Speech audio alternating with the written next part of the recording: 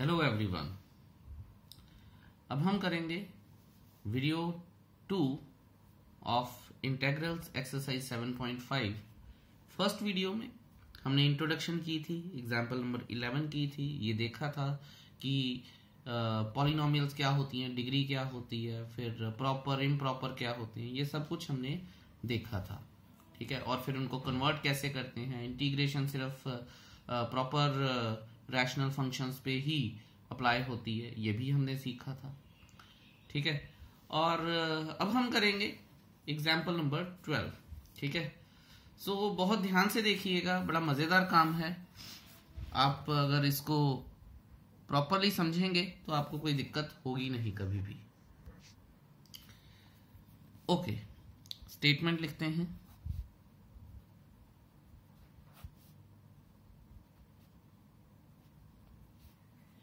ठीक है जी, ये बात तो आपको पता होगी कि ये जो पार्ट होता है इसे इंटीग्रैंड बोलते हैं। ठीक है, ओके, यहाँ पे अब हम लिखेंगे, ये जस्ट एक फॉर्मेलिटी है पर आपको करनी चाहिए। यहाँ पे हम लिखेंगे कि हेयर या since here the integrand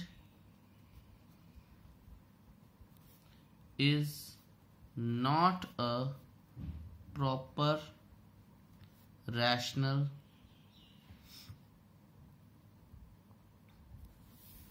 function, therefore so dividing numerator, या न्यूमरेटर लिखने की जगह पे हम न्यूमरेटर को ही लिख लेते हैं बाय डिनोमिनेटर, पर पता होना चाहिए, राइट। या अब ये डिवीजन होगी कैसे, ये लॉन्ग डिवीजन है। आप चाहें तो करके भी दिखा सकते हैं, फेयर वर्क में ही, कोई परेशानी है नहीं है। X square plus 1 x square minus 5x plus 6, so divide करते हैं, ये 1 आ जाएगा हमारे पास, और फिर यहाँ पे x square minus 5x plus 6। ठीक है, तो माइनस माइनस प्लस, ये कट गया, 5x आ गया और माइनस 5 आ गया, ये हमारे पास चीज हो गई है। अब हम यहां लिख सकते हैं नाउ, सो इंटीग्रेशन का साइन नहीं डालेंगे। ठीक है, सिंपल हम इंटीग्रेंड को लिखेंगे, और इसको मैं इस तरह से लिख सकता हूं, 1 plus 5x minus 5 upon x square minus 5x plus 6। ठीक है, और आप देखेंगे कि जो हमने बातें की थी, अगर आपको याद हो कि हमने कुछ ये किया था, अगर आपको याद हो तो आप ये देखिए, डिनोमिनेटर में जो फैक्टर्स हैं वो बन रहे हैं, बन रहे हैं कि नहीं बन रहे हैं। यहां देखिए, सिर्फ यहां पे है कि एक फैक्टर बन रहा है और एक क्वाड्रेटिक इक्वेशन है, तो there is a high possibility कि इसके फैक्टर्स बन जाएंगे। ठीक है, वैसे तो मुझे दिख भी रहे हैं पर बन भी जाएंगे।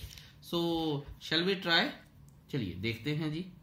1 प्लस 5, अच्छा, कई बार बच्चे पूछते हैं कि सर ये 5 कॉमन निकालना चाहिए, तो बच्चों 5 वगैरह कुछ कॉमन नहीं निकालना, कोई भी पंगा नहीं लेना।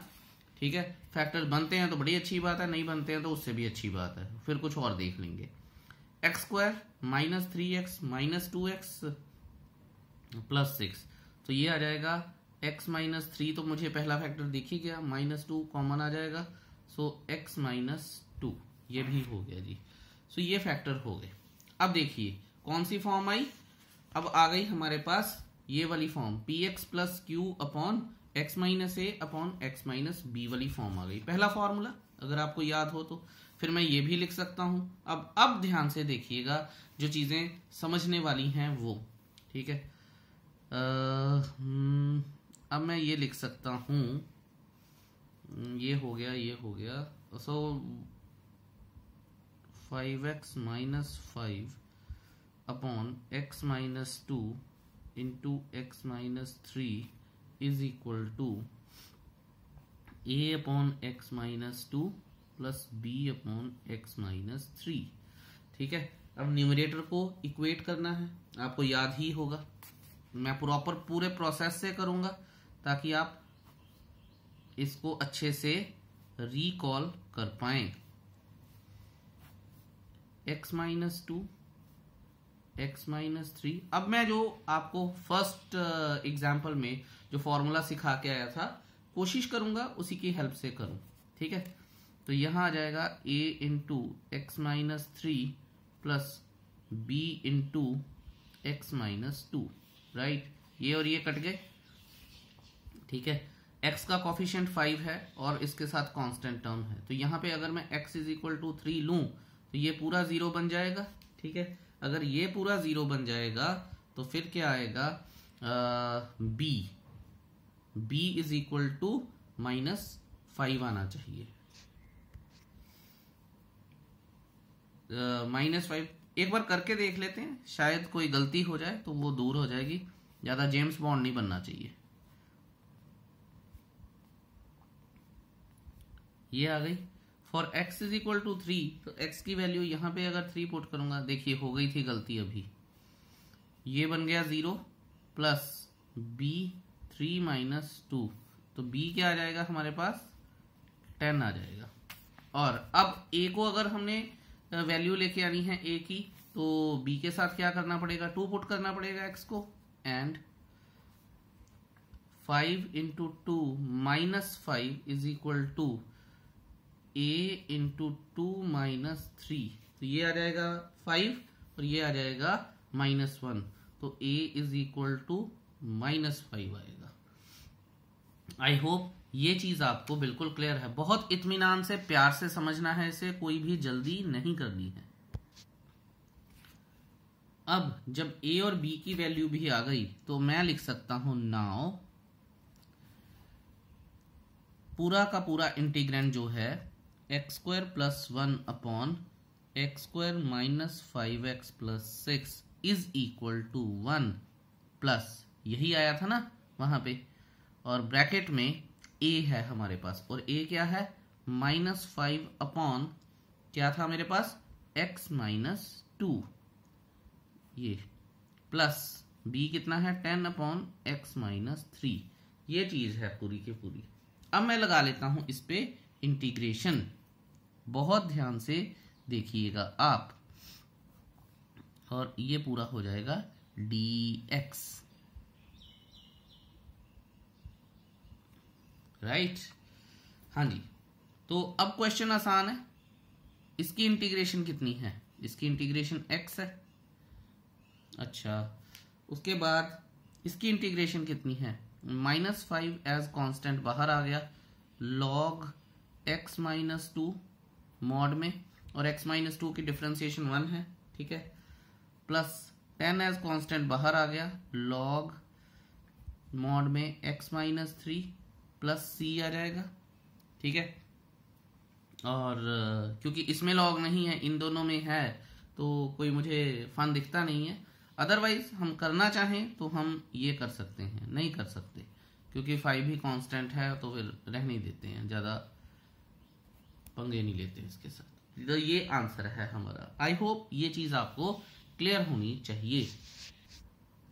तो इस क्वेश्चन में हमने काफी सारी चीजें सीखी, जैसे कि यहाँ पे हमारे पास इंटीग्रेंड में ऊपर न्यूमरेटर और डिनोमिनेटर की डिग्री सेम थी। हमने सीखा भी था कि अगर बड़ी हो या इक्वल हो डिनोमिनेटर की डिग्री से न्यूमरेटर की डिग्री, तो हमें लॉन्ग डिवीजन से डिवाइड करना है। यहाँ लॉन्ग डिवीजन से डिवाइड किया, फिर हमने इंटीग्रेंड को लिखा कि इसको इस तरह से लिख सकते हैं। अब यहाँ पे जो पार्शियल फ्रैक्शन की जरूरत पड़ेगी हमें, तो पार्शियल फ्रैक्शन हमने किया, ठीक है, इसको फैक्टराइज किया डिनोमिनेटर को फैक्टराइज करने के बाद उसकी प्रोसेसिंग की a और b के साथ, क्योंकि हमें पता है px plus q upon x minus a into x minus b की फॉर्म हो गई थी। फिर हमने इसको इस तरह से किया, ठीक है, एलसीएम लिया, फिर हमने a और b की वैल्यू निकाली थी। a और b की वैल्यू निकालने के बाद उसके बाद हमने इंटीग्रेशन का साइन लगाया था और फिर सिंपल इंटीग्रेशन की है जो हम पहले सीख के आए हैं, एंड दैट्स इट।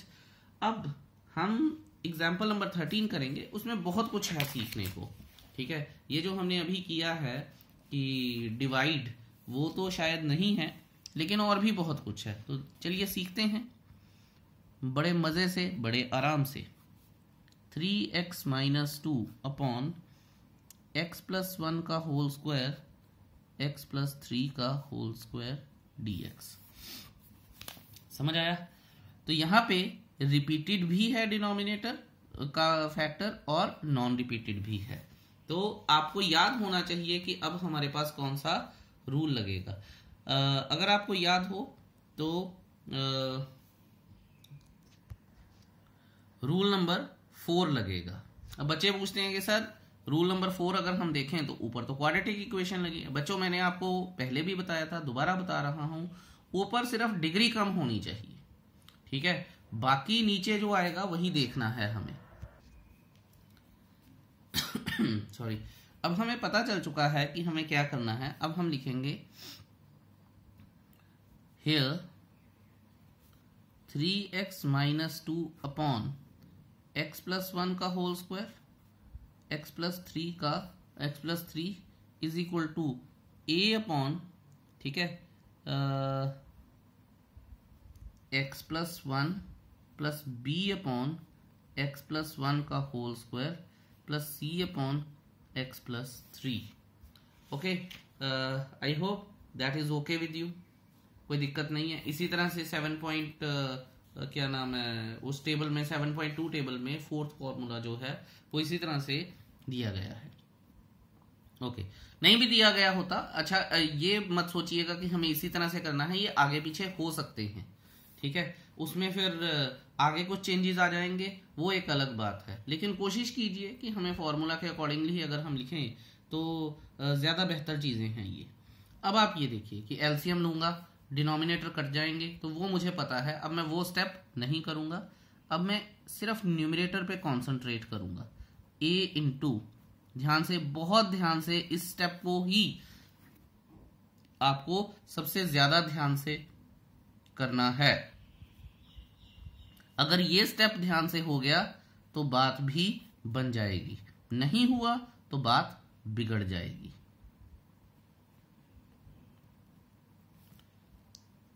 ठीक है, अच्छा, ये हमारे पास आ गई है चीज। अब हम इसको एज लॉन्ग एज ड्रैग करने की कोशिश करेंगे। देखिए, सबसे पहले अगर मैं इसको 0 बनाऊं तो x माइनस 3 आ जाएगा। बहुत ध्यान से देखिएगा, -3 आ गया। अगर मैं x को -3 लेता हूं तो ये भी 0 बन गया और ये पूरा भी 0 बन गया। सिर्फ यहां पे ही मुझे देखना है क्या होगा। सो यहां देखिए 3 इंटू -3 -2, यहां मैं लिख देता हूं for x is equal to -3। ठीक है, अगर आपको कोई दिक्कत आ रही है तो आप ऐसा लिख सकते हैं, इज इक्वल टू ये 0 बना चुका हूं मैं, c इंटू -3 + 1 का होल स्क्वायर। ध्यान से देखेंगे, -9 -11 इज इक्वल टू, यहां आ जाएगा -2 का स्क्वायर 4, तो 4c आ जाएगा। ठीक है, तो c क्या आ जाएगा हमारे पास, -11/4 आएगा। ठीक है, इस तरह से हम c की वैल्यू निकालेंगे। अब c की वैल्यू आ गई, अब हमें कोई टेंशन नहीं है, मतलब c के लिए। अब मैं निकालूंगा, अगर मैं इसको -1 रखूं तो ये भी 0, ये भी 0। अब b की वैल्यू आ जाएगी for x is equal to -1। जब आप पेपर में करेंगे तो एग्जामिनर को पता होगा कि ये काम आप क्यों कर रहे हैं। तो 3 इंटू -1 -2 इज इक्वल टू, ये 0 बन चुका है, ये 0 बन चुका है। अब हमें सिर्फ b -1 + 3 को लेके आना है।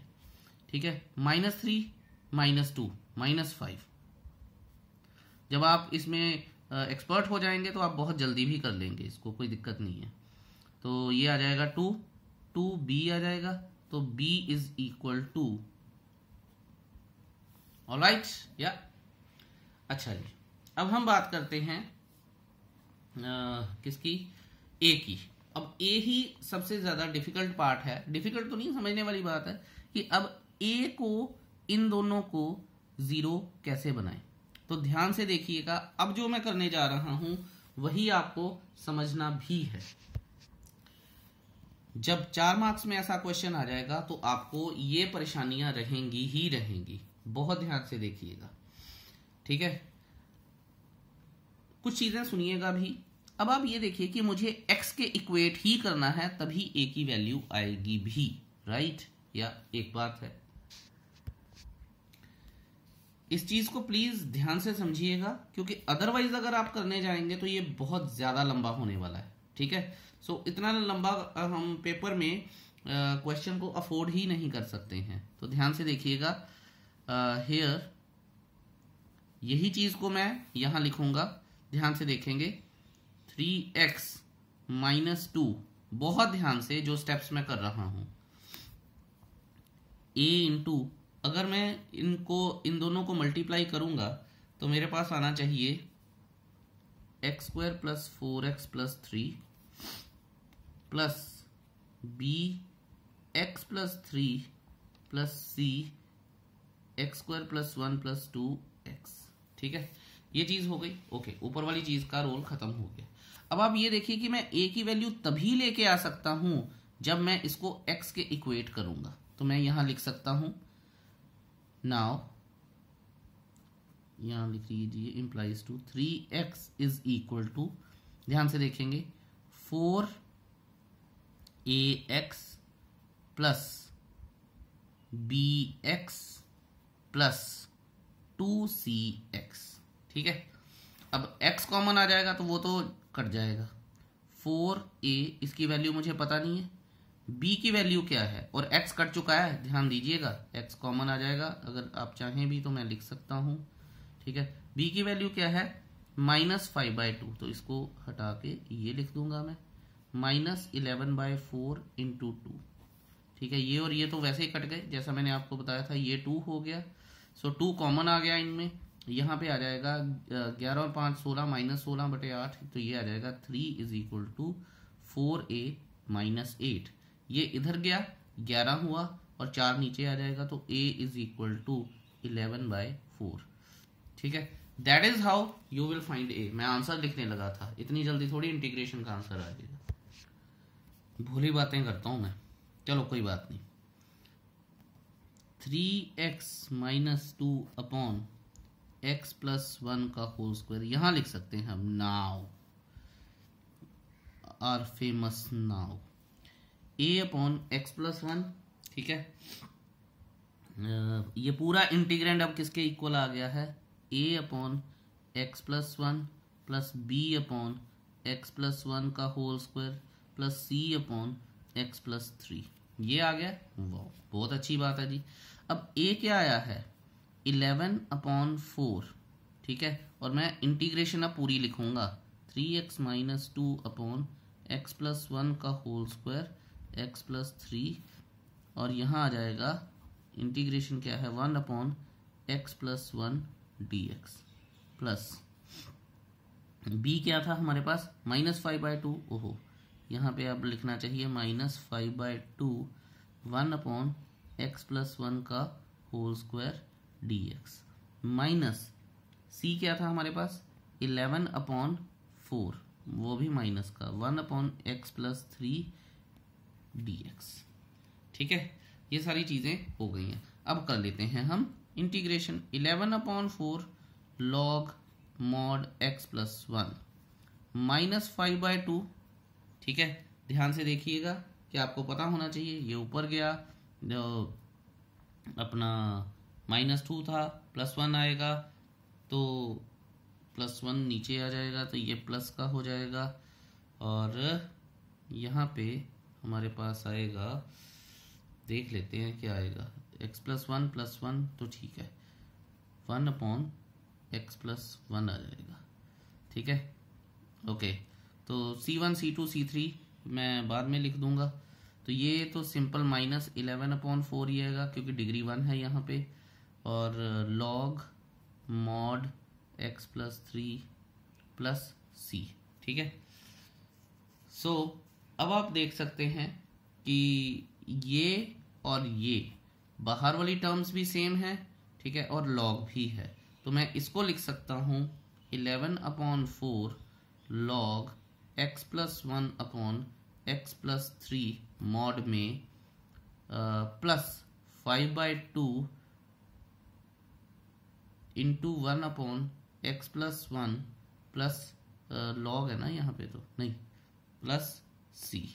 तो ये हमारा आंसर हो गया है। आई होप ये चीज आपको क्लियर है। इस क्वेश्चन में आपको वो चीज सीखनी है जो मैंने आपको बार बार एम्फेसाइज करके बताई है, that is the value of a, b and c। It's very very important how do you find these values. अगर आप ये वैल्यूज सही कर गए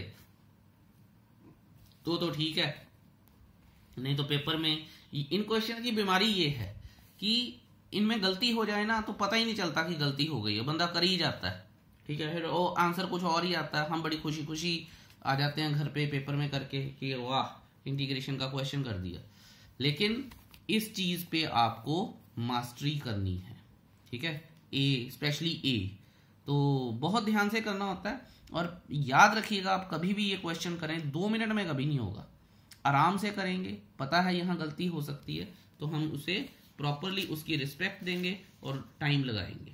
चलिए अब करते हैं question number 14, I mean example 14। Let's see. तो मजा आ रहा है बच्चों आपको करने में? बहुत ज्यादा अच्छा लग रहा है। अब कई बोलेंगे कई तो बड़े खराब हैं, कई बोलेंगे ना बिल्कुल नहीं आ रहा, कई बोलेंगे हाँ जी ठीक लग रहा है, कई बोलेंगे नहीं नहीं नहीं ठीक है। अच्छा अगला क्वेश्चन अच्छा है। क्वेश्चन क्यों अच्छा है? क्योंकि न्यूमरेटर ये है quadratic equation, denominator by quadratic है, ठीक है। अब क्या करें? अब तो मुश्किल हो गई। तो इन क्वेश्चंस को हमें जैसे हमने 9th क्लास में भी किया, 10th में भी किया, तो चेंज कर देना चाहिए कि यहां लिख लेना चाहिए let x² is equal to y में कर देते हैं, क्योंकि फिर a वगैरह तो हमें कांस्टेंट की याद दिलवा देते हैं, तो हम इसको y में ले आते हैं। तो अगर मुझे लिखना हो तो अच्छा एक और इम्पॉर्टेंट बात है। इम्पॉर्टेंट बात ये है कि आपको ये इंटीग्रेंड है और इंटीग्रेशन के अंदर है, तो आप पहले इसको अलग से लिख लो x² प्लस 1, क्योंकि क्वेश्चन x में है तो आंसर भी x में आना चाहिए, और इंटीग्रेंड है तो उसे अलग से एडवाइजेबल है लिख लेना चाहिए, इसके अंदर नहीं वेरिएबल्स को चेंज करना चाहिए। तो यहां मैं लिख लेता हूं let x² is equal to y, तो फिर क्या होगा y अपॉन y प्लस 1 और y प्लस 4। तो ये कौन सी आ गई? P x plus q x minus a upon x minus a x minus b, ये फॉर्म आ गई। तो फर्स्ट फॉर्म हो गई, ठीक है। सो चीजें थोड़ी सी स्ट्रीमलाइन हो गई हैं। अब मैं लिख सकता हूं इसको इस तरह से a upon y plus 1 plus b upon y plus 4 लिख लो। अब डिनोमिनेटर तो कट ही चुके हैं, तो a into y plus 4 plus b into y plus 1 y के इक्वल है ये। When y is equal to -4 तो ये तो 0 बन गया। For y is equal to -4, -4 ये 0 बन गया, तो ये -3 आ गया, है ना। अब -3b, तो ये आ जाएगा हमारे पास b इज इक्वल टू 4/3, ठीक है। अब क्या करेंगे? अब y को -1 ले लेते हैं, तो for y is equal to -1, जब ये -1 आया तो हम क्या करेंगे? हम -1 is equal to a into -1 plus 4, तो ये तो +3 आ गया, ठीक है। तो a की वैल्यू क्या हो गई? 1/3 माइनस का। आई होप ये चीज आपको समझ आ गई है।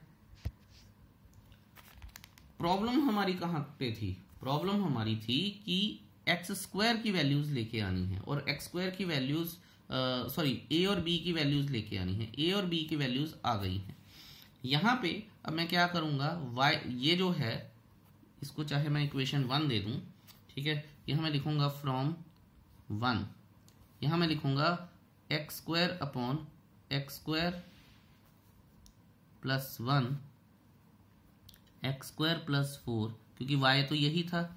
अब ये क्या है? a, ठीक है। सो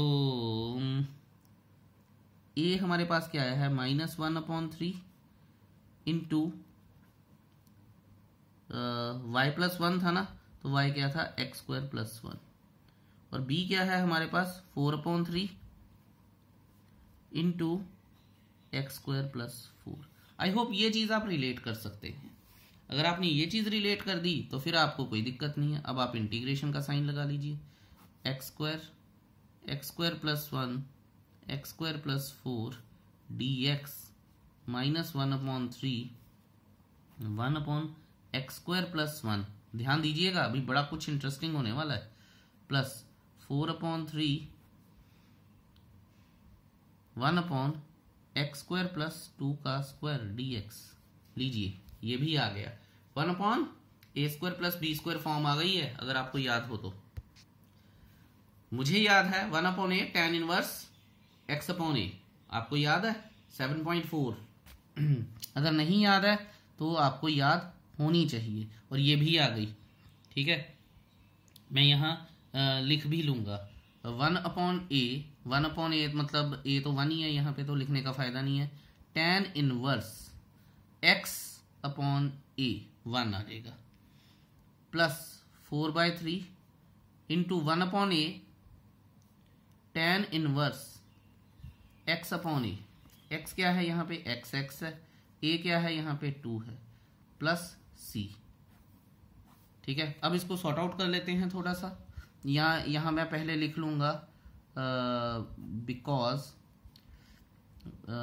1/x² + a² dx = 1/a tan inverse x/a + c। अब मैं लिख लूंगा -1/3 tan इनवर्स x प्लस ये और ये कट गए तो 2/3 आया, tan इनवर्स x/2 + c। लीजिए जी, जवाब आ गया आपका। ठीक है, अगर चीजें आती हों तभी मजा आएगा करने का। तो ये है जी हमारे लिए पार्शियल फ्रैक्शन। ठीक है, इंटीग्रेशन बाय पार्ट्स की भी जरूरत पड़ जाती है जब सारे फॉर्मूले आपके पास इकट्ठे हो जाएंगे, सारे मेथड्स भी इकट्ठे हो जाएंगे, तब तो आप किसी से भी कीजिएगा, कोई फर्क नहीं पड़ जाएगा। आई होप ये चीज आपको समझ आ गई है। चलिए जी, अगला क्वेश्चन करते हैं। वो वाकई में ही अच्छा क्वेश्चन है, बहुत सारी चीजें उसमें यूज होंगी। ठीक है, तो चलिए एक बार स्टेटमेंट लिख लेते हैं, फिर चलते हैं अगले पेज पर और एग्जाम्पल नंबर 15 को करेंगे। 3 sin phi -2 cos phi upon 5 minus cos square phi -4 sin phi d phi। ये तो हो गया। अब इसका इलाज क्या करें? ठीक है, इलाज बड़ा ही टेढ़ा और मुश्किल सा है, क्योंकि मुझे कुछ नहीं दिख रहा कि मैं करूं क्या इसके साथ। ठीक है, सो एक ये जो है ये मल्टीप्लाई में है और यही ऑड वन आउट भी दिख रहा है मुझे। तो मुझे क्या करना चाहिए कि इसको हटाने के लिए साइन आना चाहिए। तो देखिए, लेट x = sin phi। ठीक है, तो dx क्या हो जाएगा, ध्यान दीजिएगा कुछ बताने जा रहा हूं मैं, cos phi d phi।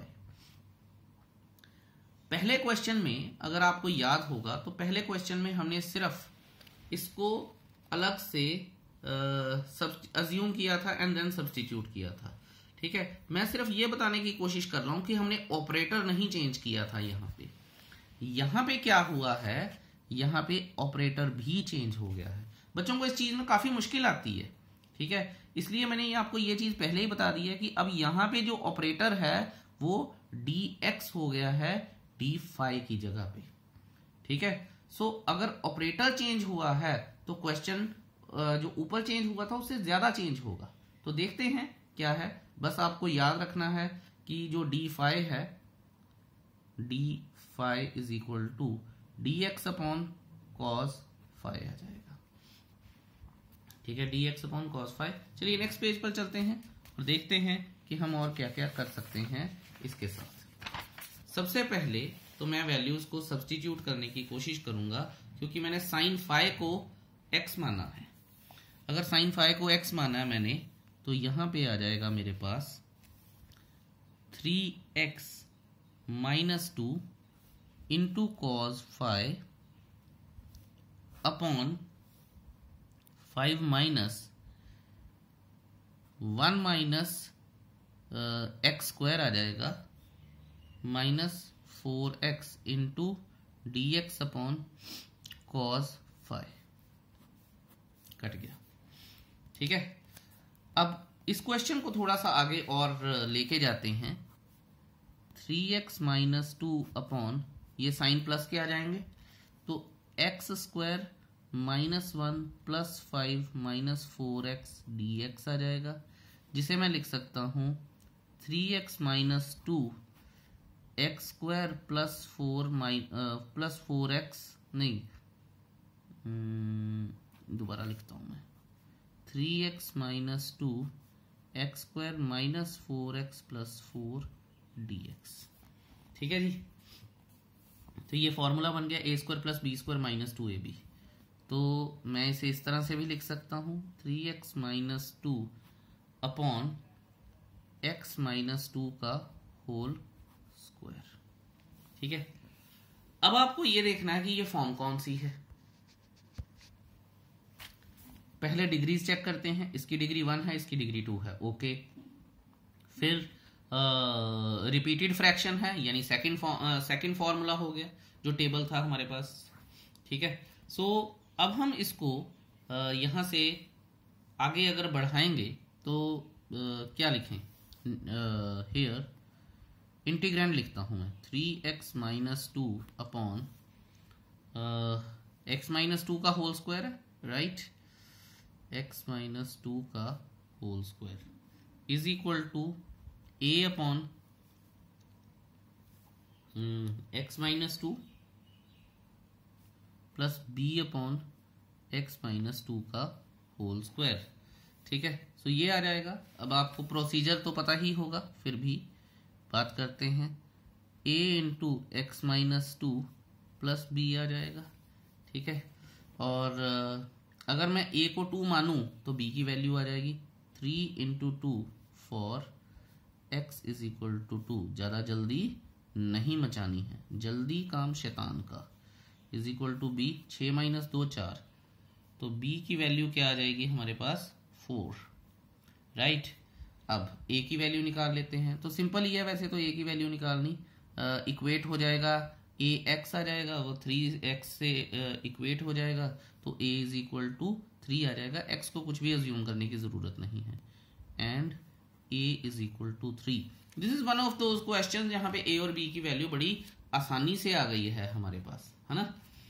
अच्छा, अब आप ये देखिए a और b आ गए थे हमारे पास। अगर a और b आ गए हैं तो क्वेश्चन को मैं इस तरह से भी लिख सकता हूं कि 3x माइनस 2 अपॉन हमारे पास जो फ्रैक्शंस थी x square minus 4x plus 4। ठीक है, a क्या है हमारे पास 3, और ध्यान रखिए ये किस चीज के बराबर है, और ये जो 5 दिया था ना, ये सब कुछ उसके बराबर है। ठीक है, तो हम वो भी लिख सकते हैं, जो कि आगे लिखेंगे भी, तो ध्यान रखेंगे हम। सो यहां पे आ जाएगा 3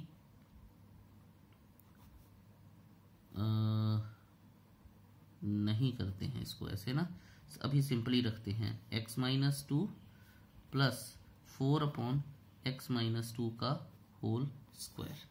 तो अब आप ये देखिए कि ये जो चीज है ये पूरी ओरिजिनल जो हमें क्वेश्चन दिया था उसके बराबर है, तो मैं सिंपली इसको ड्रैग कर लूंगा। ठीक है, फिर बाद में जाके मैं जब वैल्यूज डालनी शुरू करूंगा तो बाद में ही मैं इंटीग्रेशन भी डालूंगा। सो देखते हैं कि इसको आगे बढ़ाना कैसे है। अब आप ये देखिए, और क्वेश्चन हमारे पास यहाँ पे है तो मैं यहाँ इसको लेट आई मान लेता हूँ। अगर ये आई है तो ये सारा कुछ फिर आई हो जाएगा और ये सारा कुछ भी फिर आई ही रह जाएगा। ठीक है, तो आई इज इक्वल टू, अब यहाँ पे मैं इंटीग्रेशन लिख सकता हूँ।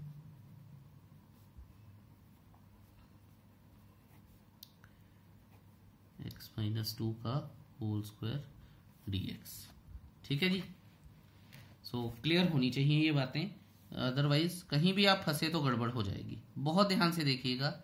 3 log x minus 2 mod plus, ठीक है, यहाँ पे -2 हो जाएगा और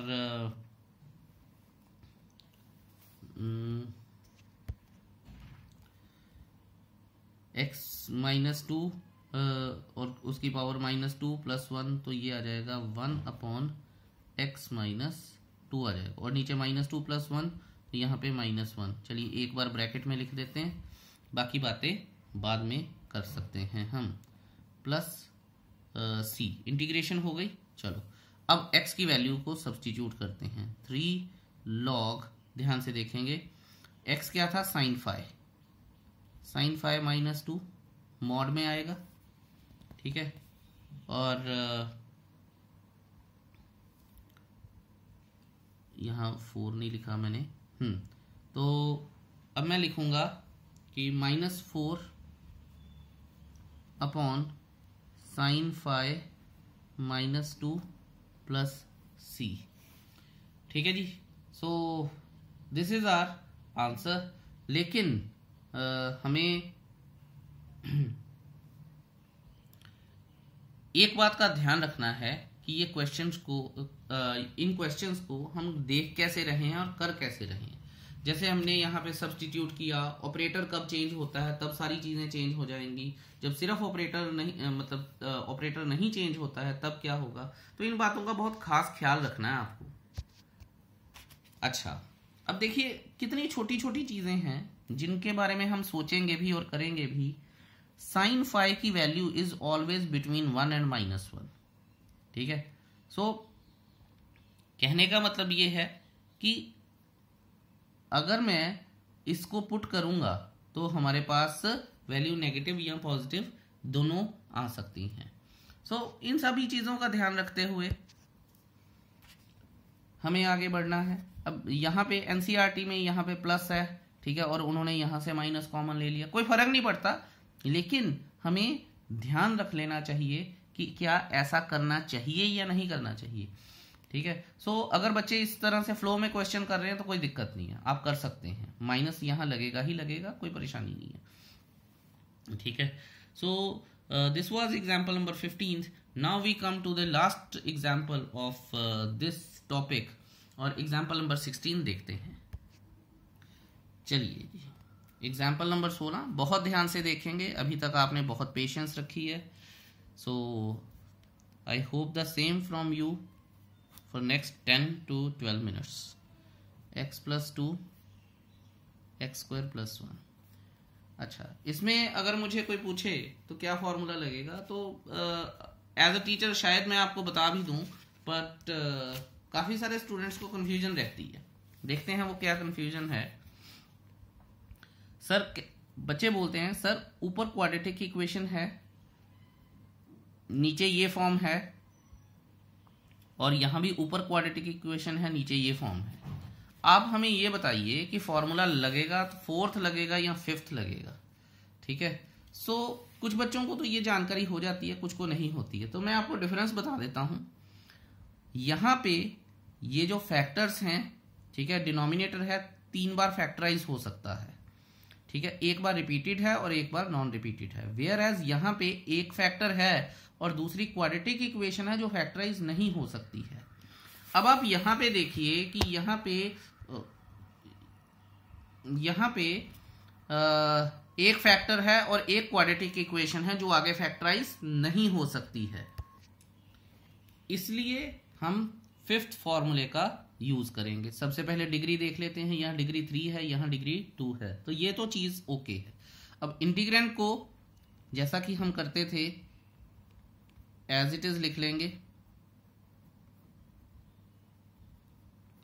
ठीक है। और फिर क्या करेंगे, a अपॉन जो फैक्टर है हमारे पास और बी एक्स प्लस सी, और जो क्वाड्रेटिक इक्वेशन है हमारे पास जो फैक्टराइज नहीं हो सकती है, ठीक है। इनका एलसीएम ले लेंगे, पता ही है नीचे उसने कट जाना है। So x square plus 1 is equal to a into x square plus 1 plus b x plus c into x plus 2। ये आ गया जी आपके पास। आई होप आपको कोई परेशानी नहीं होनी चाहिए। अब आप ध्यान से देखिएगा कि एक्स स्क्वायर भी है और पूरे क्वेश्चन में और कहीं एक्स स्क्वायर नहीं आ सकता। ये चीजें आपको पहले ही सोच लेनी है कि पूरे क्वेश्चन में और कहीं एक्स स्क्वायर नहीं आ सकता। सो अगर एक्स स्क्वायर ए के साथ है इसका मतलब ये इक्वेट हो जाएगा, ठीक है। फिर भी आपको ध्यान देना है कि और क्या क्या हो सकता है, ठीक है। ऐसा नहीं है कि और कहीं एक्स स्क्वायर नहीं आ सकता है। अगर आ सकता है तो हम गलत हो जाएंगे। जैसे ये देखिए बी एक्स स्क्वायर भी आ सकता है, तो a x square plus b x square आ जाएगा, तो वो ए प्लस बी 1 हो जाएगा। तो इस तरह से चीजों को आपको देखना है। सबसे पहले हम क्या करेंगे, एक्स की वैल्यू को -2 मानेंगे, तो ये तो सारा कुछ हो जाएगा 0।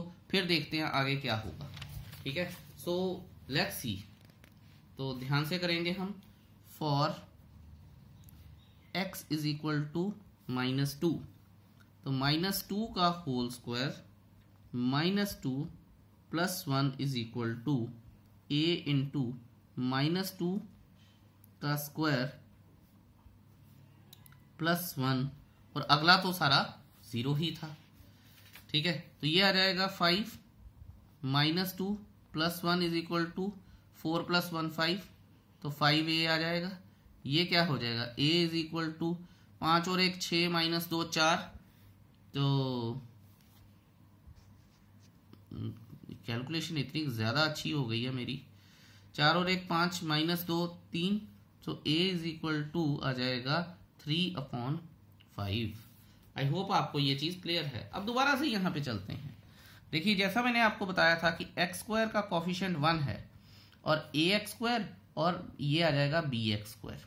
तो यहां पे मैं एक्स स्क्वायर को कोफिशिएंट को इक्वेट करूंगा, equating coefficients of x square. तो क्या आएगा जी हमारे पास, 1 इज इक्वल टू, या x square is equal to x square a plus b, ठीक है। याद रखिएगा ए बी और सी तीन की वैल्यू निकालनी है मुझे, और ए और बी की वैल्यू अभी आ रही है। एक्स स्क्वायर और एक्स स्क्वायर तो गए। 1 is equal to 3/5 plus b, ये इधर आ जाएगा 1 - 3/5, तो ये आ जाएगा 2/5, तो b इज इक्वल टू 2/5। ये बात क्लियर हो गई। अब आप ये देखिए और बड़े ध्यान से देखिएगा, c के साथ एक ही चीज रिलेट हो रही है। c के साथ सिर्फ cx आएगा, और यहां पे भी x है, और x का कोफिशिएंट 1 है। तो यहां पे मैं लिख सकता हूं इक्वेटिंग कोफिशिएंट्स ऑफ x। तो क्या आ जाएगा, x इज इक्वल टू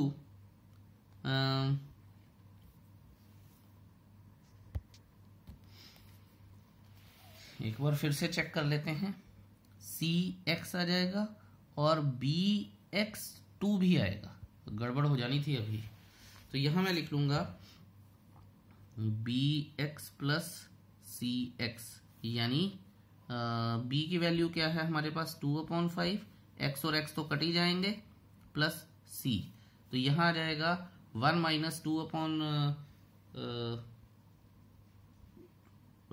यहाँ 2bx आएगा, तो 1 - 4/5, ये आ जाएगा c इज इक्वल टू 1/5, ठीक है। ये शॉर्टकट मारने के चक्कर में तो कुछ गड़बड़ें हो गई हैं, लेकिन ऐसा होना नहीं चाहिए। आपको थोड़ा सा ज्यादा केयरफुल रह के करना है। हाउएवर ये चीज हो गई। अब देखिए आप इसको 1 लिखिए। यहाँ पे हम लिखेंगे सब्स्टिट्यूटिंग वैल्यूज ऑफ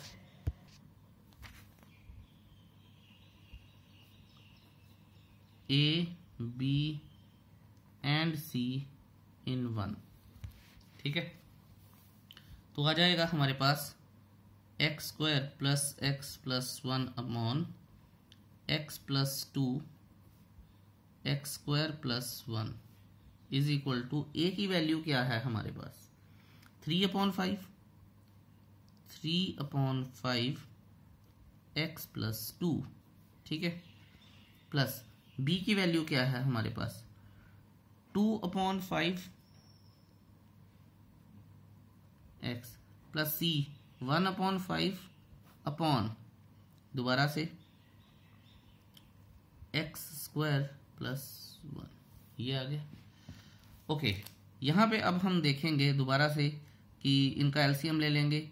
सो मतलब कुछ भी करेंगे हम इनको, या तो अलग से चूज करेंगे। तो देखना है कि करना क्या है। अच्छा, मैंने आपको यहाँ पे एक बड़ी इंपॉर्टेंट सी चीज़ बतानी थी। वैसे कई बच्चों को तो ये इनसिग्निफिकेंट लगती है, लेकिन मैं फिर भी बताता हूँ कि आपको कहीं भी दिक्कत हो आप रफ काम कर लीजिए। 2x प्लस 1/5 आ जाएगा इंटू 1/x² प्लस 1 आ जाएगा। ठीक है, तो ये 1/5 ऊपर चला गया, तो ये चीज़ हम लिख सकते हैं। तो इस तरह से भी किया जा सकता है। सो इसको मैं आगे अगर बढ़ाऊंगा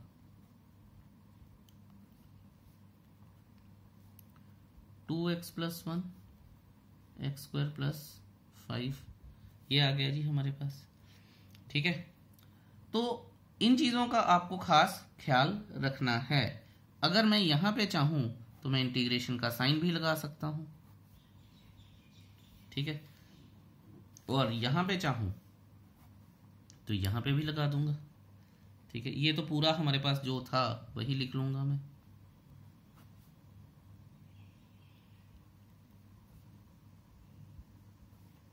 dx आ जाएगा। इसको ही सॉल्व करना मुझे।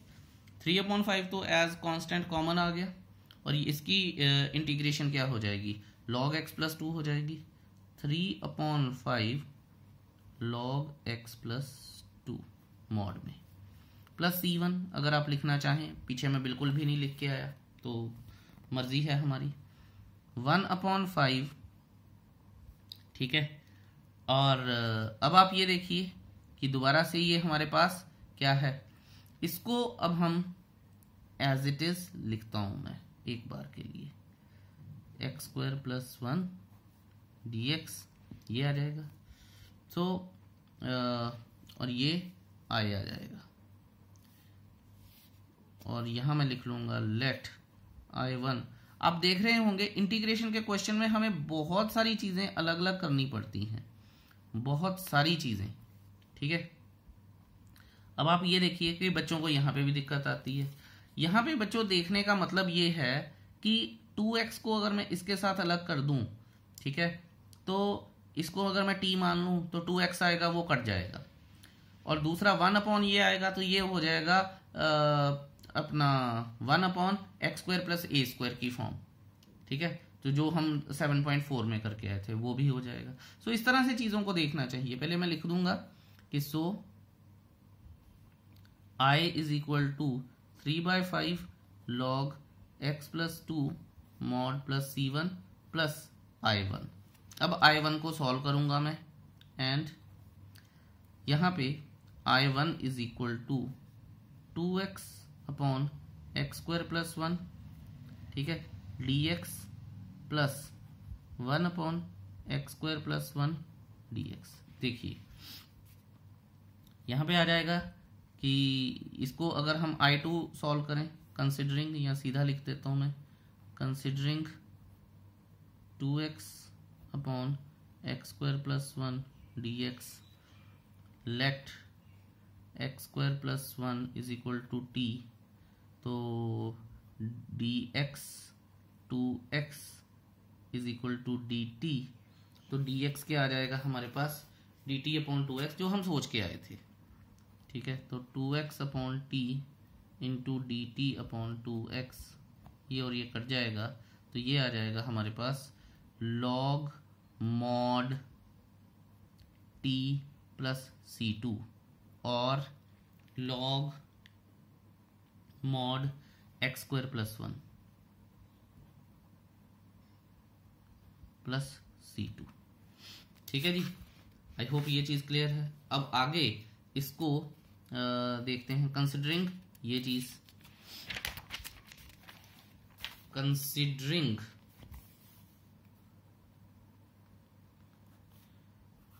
One upon x square plus 1 dx using one upon x square plus a square dx is equal to one upon a tan inverse x upon a plus c. ठीक है, तो ये हो जाएगा is equal to one upon a तो 1 ही है, तो tan inverse x कितना है, x है, अपॉन ए 1 है, प्लस सी 3।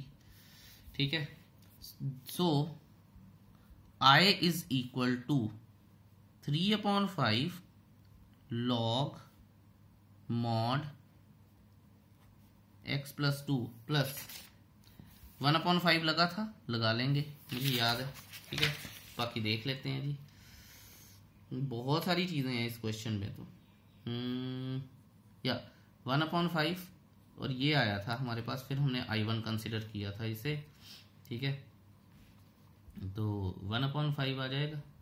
और अब I1 क्या आया है हमारे पास, I1 आया है log x square plus 1 plus C2।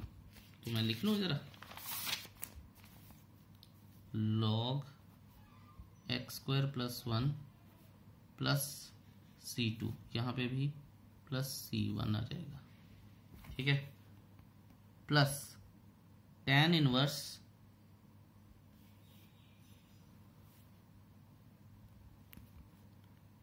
x plus C3। Okay, अब 3/5 log x plus 2 1/5 log x square plus 1। ठीक है, C2/5 आ जाएगा, plus 1/5 tan inverse x plus C3/5 आ जाएगा। तो ये सारा कुछ क्या बन जाएगा, C बन जाएगा। C is equal to C1 plus C2/5 plus C3/5 and that is your answer. इसी के साथ ये जो एग्जाम्पल्स हैं ये खत्म होती हैं। मैंने कोशिश की है कि मैं बहुत धीरे धीरे बहुत आराम से करवाऊं, ठीक है, और आपको समझ भी आए। So with this I close this video. Thank you so much for watching this video so patiently. I'm sure you must have learnt good number of tricks in these questions. So ध्यान से कीजिएगा।